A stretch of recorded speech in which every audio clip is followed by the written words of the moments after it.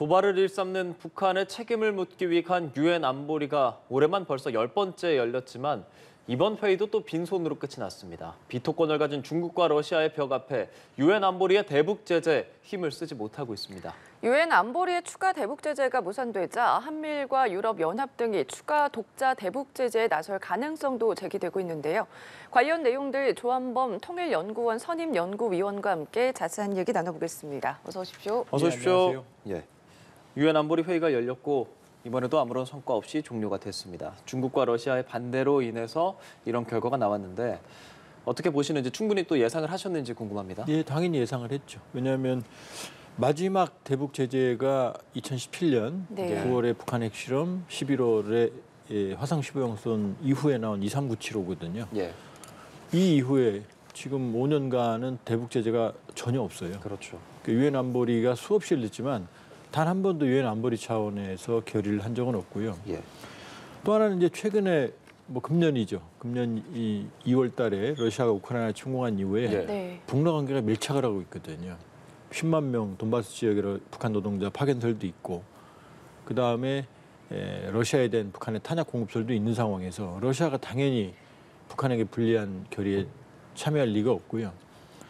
중국도 역시 미중 전략 경쟁이 있는 상황이고 거기다가 사실은 엄밀히 보면 중국이 북한의 전략적 도발 행위를 막을 수 있는 힘이 없어요. 그러니까 북한은 왜냐하면 지금까지 북한의 6차례 핵실험할 때까지 모두 다 중국이 유엔 결의에 동참했거든요.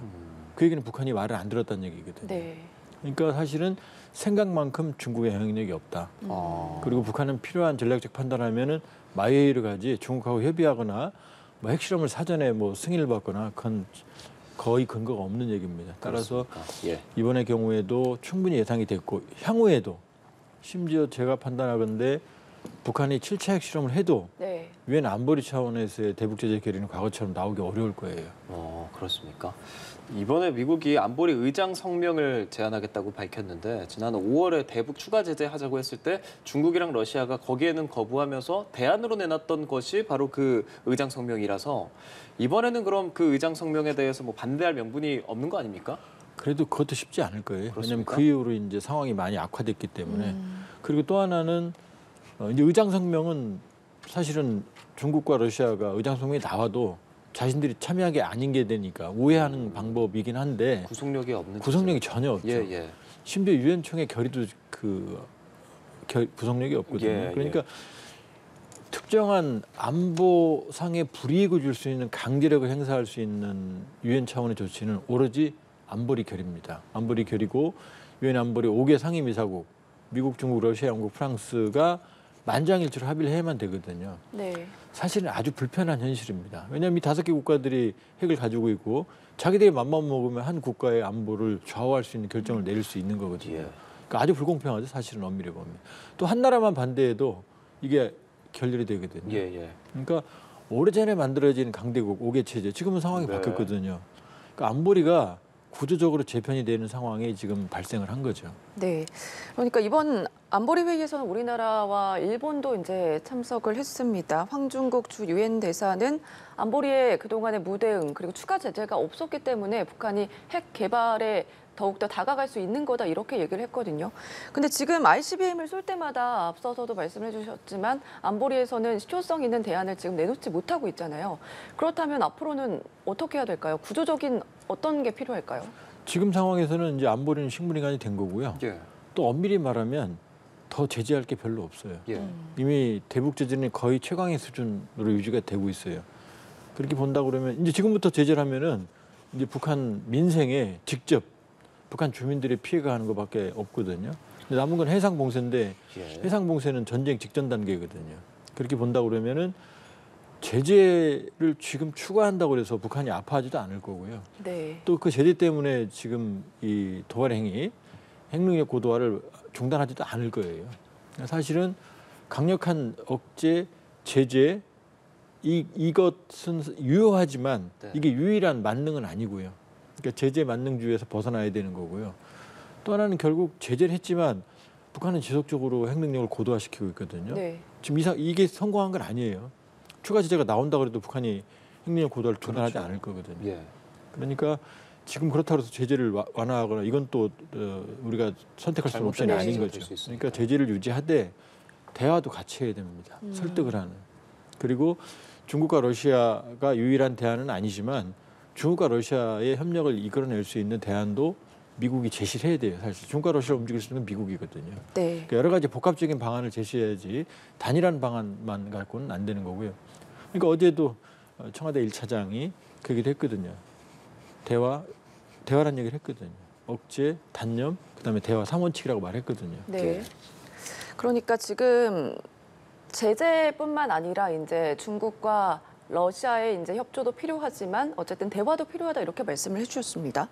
유엔이 올해 4월에 상임 이사국이 거부권을 행사를 하면은 열흘 안에 총회를 소집을 해서 토론을 할 수 있는 그것을 채택을 했는데 이것도 이제 소용이 없다고 의미 볼수 있는 없습니다. 거예요. 왜냐하면 유엔 총회 예. 결의는 도덕적인 윤리적인 압박이지 강제력이 없어요.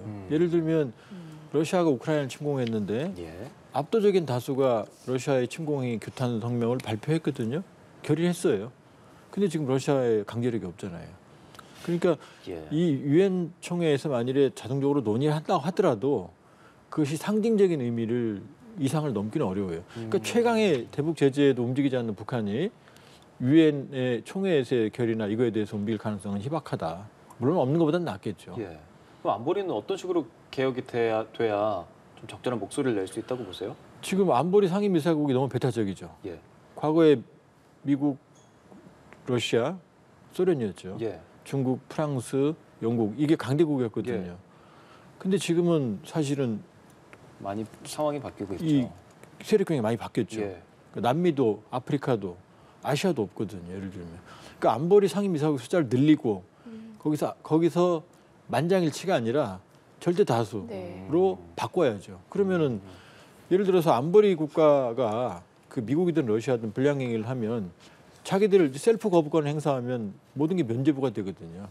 그러니까 안보리 숫자를 늘려야 되고 한국도 당연히 안보리 들어갈 그렇죠. 자격이 있죠. 예. 세계 10위권 국방 위기권인데 안보리를 구조적으로 개편해서 늘리고 그다음에 만장일치 제도도 손을 볼 필요가 있어요. 예. 이번 유엔 안보리가 열리게 된 원인인 미사일 발사에 대한 이야기를 좀 나눠보도록 하겠습니다. 화성 17형 괴물 ICBM이라고도 불리는 대륙간 탄도미사일을 북한이 발사한 겁니다. 그 부분에 대해서 사실 위원님과 저희 많이 이야기를 네, 나눴었는데 이번에 성공했다고 보십니까? 그렇지 않습니다. 그렇지 그러니까 않습니까? 고각 발사로는 성공을 했죠. 네. 우리가 자꾸 북한의 이제 도발행위에 대해서 경각심은 가져야 되지만 괴물 ICBM 그러니까 이게 공포감을 조성하거든요. 예. 근데 저렇게 큰 지금 모든 화성 17형 지금까지 순환공항에 쐈거든요. 왜냐하면 보시면 알겠지만 그 이동식 발사가 굉장히 대형이죠. 예. 그다음에 북한은 액체 로켓을 쓰거든요. 액체 연료를 완전히 채운 다음에 이동식 발사대를 움직이려면 차량의 무게가 150톤 내외가 갈 거예요. 그러면 150톤 내외가 갈 수 있는 도로가 북한에는 없습니다. 이 대한민국 서울에도 150톤짜리가 다니면 도로 다 깨집니다. 예. 다리는 무너지고. 왜 순환공항에서 쏘느냐? 순환공항과 순환공항 1km 실리라고 하는 지역 사이를 유도도로가 이렇게 연결이 돼 있거든요. 포장된 시멘트로. 그 실리에 미사일 경납고가 있어요. 조립동이 있습니다. 김병은 위원장이 이렇게 미사일 조립동 옆에서 이렇게 사진을 찍는 게 바로 예. 거기입니다. 구글 지도로도 보여요. 네. 그 지하 동굴기지도 있고. 그러니까 거기에서 미사일을 조립한 다음에 잠깐 끌고 나와서 그 시멘트로 포장된 집안이 단단한 곳에서 쏘는 거거든요. 예. 세계적으로 저렇게 큰 미사일은 없습니다. 전 기술력이 딸리기 때문에 그런 거예요. 미국은 미니팀에는 고체 연료를 쓰고 훨씬 작습니다. 네. 성능은 훨씬 좋고요. 그러니까 이번에도 올라갔다 떨어진 거지 정상 각도로 그러니까 탄도 분리까지는 했어요. 예. 근데 이건 이미 북한이 인공위성 발사할 때 광명성, 대포동 때 다 이미 확보한 기술이에요. 새로운 기술이 아닙니다. 그렇습니다. 중요한 기술은 탄도 분리를 한 다음에 후추진체라는 것을 달고 여기도 엔진이 달려 있어요. 마지막 엔진이. 여기에 탄두를 달고 수천 킬로미터 자세 조정을 한 다음에 재진입을 해야 되는데 이건 한 번도 안 해봤어요. 대기권 재진입하는 기술은 아직 재진입뿐만이 한 번도- 아니라 대기권에서 활공하는 아. 정상 비행을 하는 후추진체 기술도 확보를 근데 못했어요. 사실상 그거는 시험하기가 되게 어렵죠. 어렵죠. 시험하려면 사실 거의 전쟁과 비슷한 그렇죠. 상황이니까. 그리고 이제 후추진체 무게도 1톤이거든. 1톤이 네. 넘어가거든요. 그러니까 이 후추진체에 정상적인 탄두를 달고 올라가서 떨어지는지도 모르거든요. 그러니까 지금은 많이 봐줘봤자 50% 정도 ICBM을 봤을 때 기술밖에 확보는 못했다. 물론 단거리는 다릅니다. 단거리는 신뢰성이 확보가 됐어요. 그러면 앞으로 말씀하신 50% 나머지 50%를 채우기 위해서 북한이 어떠한 추가적인 행위를 할 것이라고 보십니까? 하죠. 왜냐하면 15,000km 쏘면은 미국이지만 그러나 연료 양을 줄이면 정상 각도 발사로 사거리를 줄이면서 정상 시험을 할 수 있거든요. 네. 그러니까 아마 그 실험을 한다. 그러니까 사거리 5,000km나 7,000km 사이로 발사를 해서 이 순항 비행을 하고 예. 대기권 밖에서 그다음에 재진입을 하는 시험을 한다 그러면 그건 이제 그때는 위험해지는 거죠. 미국 네. 자체가 위험해지는 거죠. 근데 지금까지는 ICBM의 경우에는 그걸 해본 적이 없어요. 음. 중거리 IRBM은 4,500까지는 해봤는데 네. 그것도 그냥 떨어뜨린 거지 정상적인 목표물 타격 시험은 아니었다고 봅니다. 네. 어쨌든 말씀해 주신 걸 정리를 해보면 북한은 계속해서 추가 도발을 할 것으로 보이거든요. 이와 관련해서 이번에 ICBM 발사 후에 윤석열 대통령도 이제 안보리 차원의 NSC에서 안보리 차원의 대응 그리고 추가 제재 관련해서 지시를 했습니다. 북한 개인 그리고 기관을 독자 제재 대상으로 추가 지정을 하기도 했는데 이게 실질적으로 북한에 큰 타격을 주지는 않을 수도 있다 이런 지적도 나오고 있거든요. 사실상 거의 타격을 못 줍니다. 왜냐하면 뭐 북한의 개인들이 나오지도 않고요.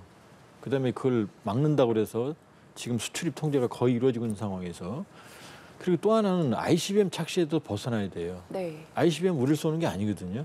예, 미국을 그렇죠. 향하는 겁니다. 예. 물론 이제 미국의 증원군이나 이런 걸 차단하니까 안보적으로 우려가 있지만 사실 우리가 가장 우려해야 되는 건 뭐냐면은 KN-23, 24 같은 단거리예요. 예. 단거리 수없이 쏘는 SIBM 단거리는 대남용이거든요. 그러니까 우리는 ICBM보다는 사실은 북한 단거리 발사체, 단거리 신뢰성이 굉장히 확보가 됐어요. 거의 실전 배치 이미 뭐 올 1월 달에 KN-23, 24는 검열, 검수사기까지 했거든요. 그리고 네. 정확도도 상당히 높거든요.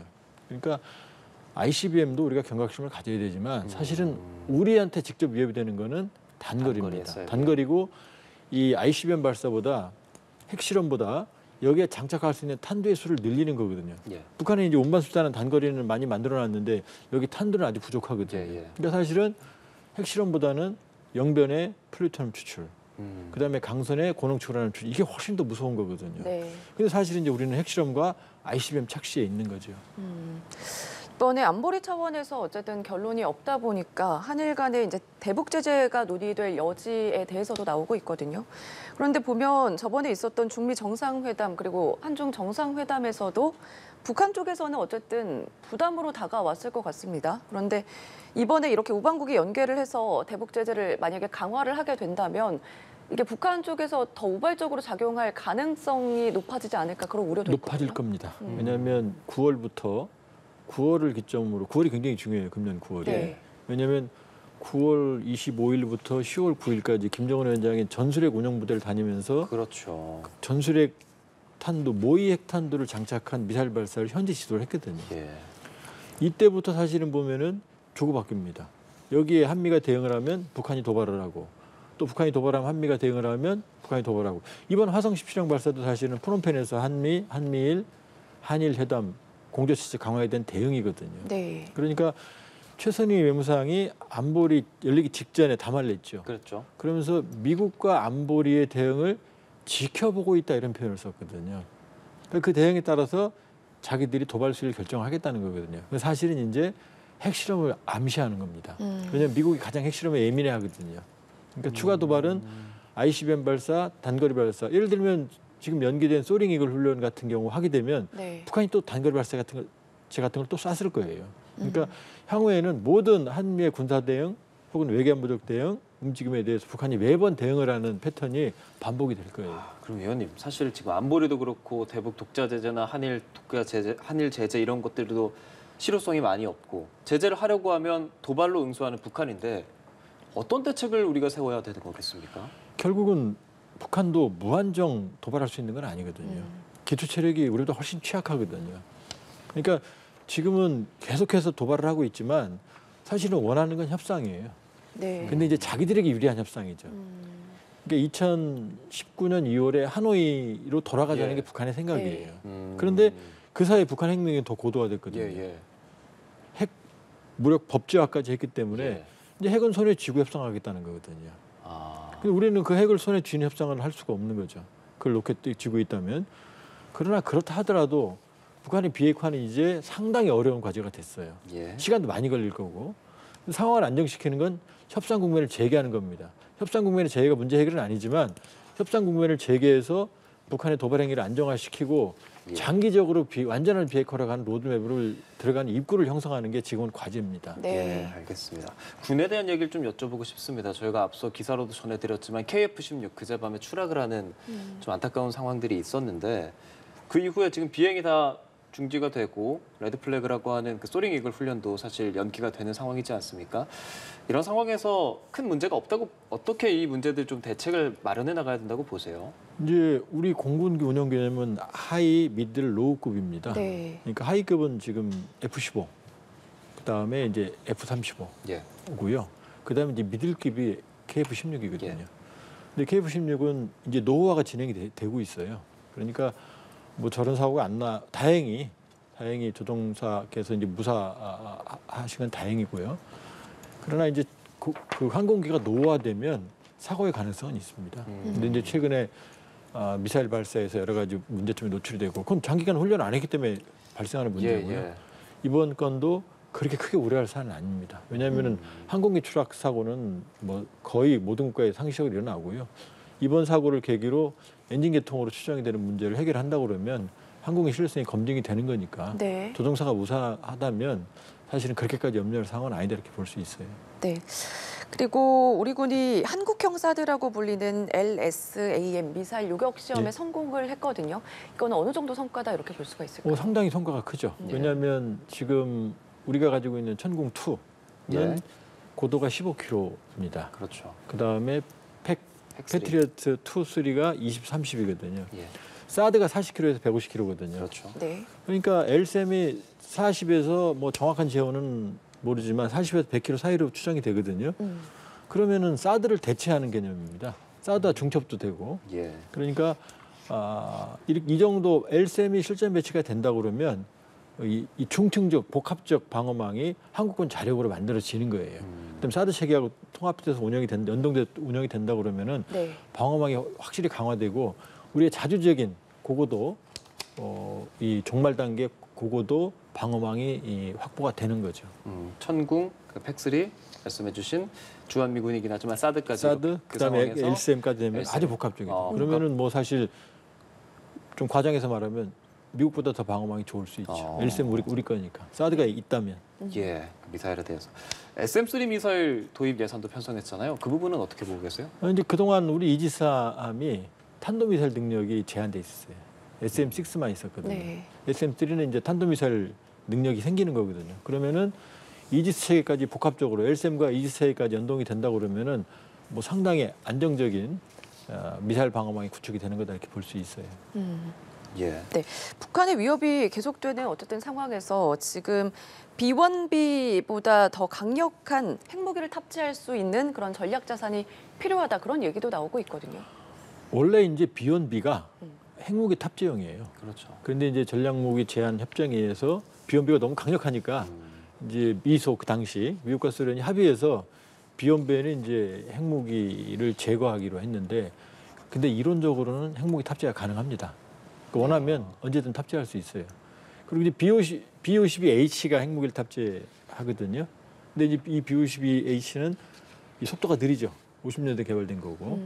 그러니까 지금 B1B는 사실은 거의 핵무기를 탑재하지 않아도 이 B1B 한 대가 50에서 60톤, 한 56톤 정도 폭탄을 싣거든요. 네.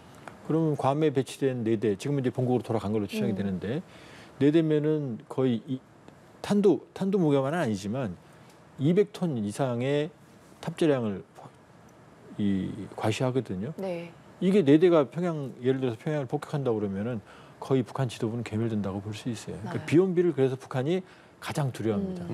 2시간이면 괌에서 올 수 있고 그렇죠. 일본에서 출격하면 20분이면 평양에 가거든요.